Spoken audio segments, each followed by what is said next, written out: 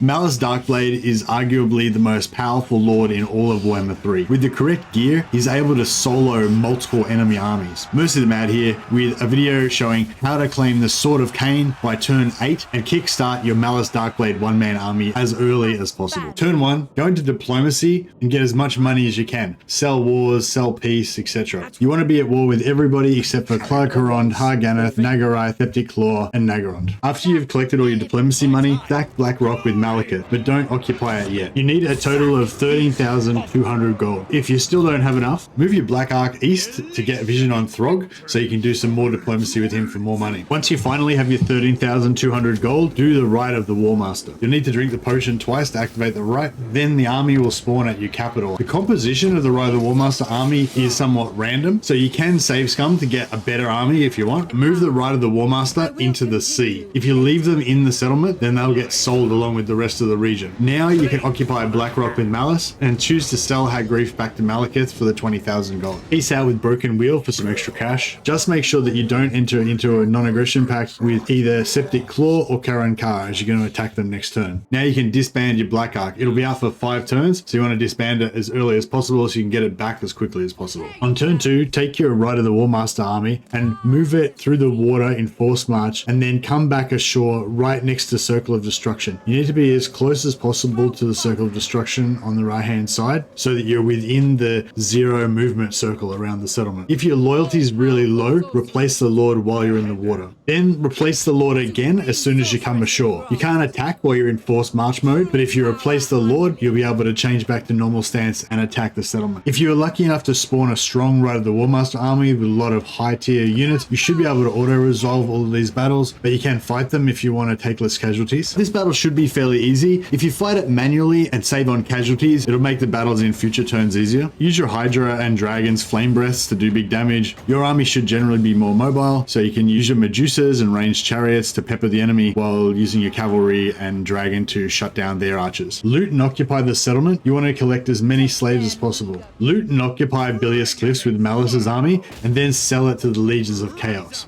Once that's done, you can disband Malus's army. With the reduced upkeep, you should have enough money to keep your expensive Rite of the War Master army going for a while. For some extra insurance, you can recruit an extra Lord and a couple more units. Next turn, use the same trick again to move your army in force march right next to Hotek's column while you're still at peace. Then switch Lords, change back to normal stance and launch a surprise attack. Loot and occupy once more. On turn 4, move your armies halfway to Twisted Glade, put them in raid stance so they won't take any attrition. At this point, if you want, you can sell Circle of Destruction and Hotek's column to Malekith. Also, check the ally missions. Because you and Malekith have a shared enemy, he'll likely give you a mission to kill one of Silustra's lords. If you can collect enough allegiance points with Malekith, that can help you confederate later on, as you can use the allegiance points to borrow one of his armies to weaken him militarily if you're close to the Confederation. Note there is a cooldown for a faction gaining new regions, so selling him the regions will help you get above the 150 relations that you want, but you'll have to wait at least a few turns before you'll have much chance of Confederation. Don't take the quest yet in case your target moves out of range. Keep checking diplomacy to get extra cash where you can. Turn 5. If there's a lord in the settlement, then take the ally mission to kill that particular lord so you can get the extra allegiance with Malekith. In this case, Silustra has moved them out. That's okay. Just loot and occupy Twisted Glade. You can probably get away with auto-resolving this depending on how strong your army is, but the garrison is pretty weak and you'll probably get much better results if you do fight it manually.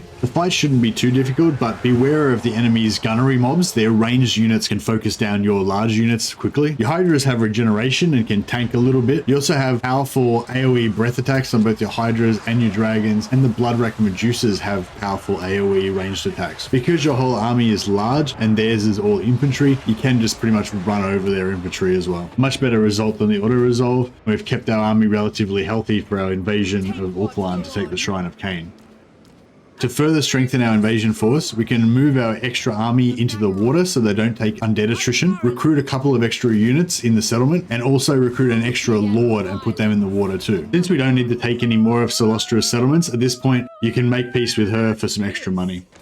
Turn 6, and it's time to make the crossing to Ulthuan. Consolidate your strongest units into a single army, and then move all 3 armies in force march across the channel onto the Shrine of Khaine. Your Black Ark is no longer wounded and now ready to re-recruit at Twisted Glade. Start upgrading your Black Ark and recruit some units. Although unable to attack on land, next turn the Black Ark will be able to move close enough to support with artillery and give your land armies replenishment and extra recruitment within its circle of influence. Make sure you leave the Black Ark outside of the movement range of the Scourge of Khaine armies. Malus is ready for duty again now, so you can replace one of your lords and have him lead your armies again. Attack the settlement with your main army, as you'll take more slaves with a full 20 stack than you would with a single lord. If your Rite of the Warmaster army was strong enough and you were able to preserve your army well enough, you should be able to auto-resolve this battle pretty easily, and you'll get a moderate amount of slaves. I'm not sure how captives are calculated in settlement battles, but when I fought the battle manually and I made sure to wipe out every single enemy, I got way more slaves when I looted and occupied. The initial post-battle was the same, 158, but the loot and occupy post-battle option after manually destroying as many units as I could was a massive 1192 slaves. We've now conquered the Shrine of Khaine on turn 7, but we still need to build the Widowmaker building in order to claim the Sword of Khaine. One of the settlement buildings will randomly be destroyed when you occupy it. Last run, the Shrine of the Widowmaker was actually destroyed. This time I was lucky enough that it wasn't destroyed, so I don't have to rebuild it. It doesn't really make that much difference though, as I still have to waste this turn repairing it. If the Widowmaker had been destroyed, I would have had to waste this turn destroying one of the other buildings to rebuild it anyway. Start repairing the Shrine of the Widowmaker, recruit a few more units, and recruit a 4th Lord. Turn 8, build the Shrine of the Widowmaker. Normally it takes 20 turns for Malus to build the shrine, but the Dark Elves are able to rush construction on their buildings. It costs 150 slaves per turn. Since we've got 3,000 slaves, we can build it instantly and claim the Sword of Khaine with Malus on turn 8. If you were unlucky and the Shrine of the Widowmaker got destroyed when you took the Shrine of Khaine, you just need to demolish one of the buildings on turn 7 to make room. Then on turn 8, because we have to build the Shrine of the Widowmaker from scratch, rushing the first level will cost us an extra 600 slaves. That's on top of the 3,000 slaves we need to rush the second level. We can attack Nikari's nearby settlement to get the slaves that we need. If that's not sufficient, you could set an ambush trap for the Scourge of Khaine and kill one of their armies. Now that we have all the slaves we need, we can rush tier 1 of the Shrine of the Widowmaker, then immediately on the same turn, rush tier 2, and then the Sword of Khaine is ready to claim. If you're not quite as lucky and don't have enough slaves to rush the Shrine of the Widowmaker on turn 8, it may just take you another 1 or 2 turns to collect a few more slaves. But following this guide, you should be able to reliably capture the Shrine of Khaine by turn 7, and then it's just a matter of how long it takes you to collect the slaves you need. If you've kept your Rite of the Warmaster army fairly intact, you should still have a big strength advantage over most of the factions on Ulthuan, so you can just farm them for more slaves, items, and money. Just picking up the Sword of Khaine will give Malus an extra 20% ward save and the powerful and destructive Sword of Khaine Vortex ability. After a few turns, once Malus reaches full possession,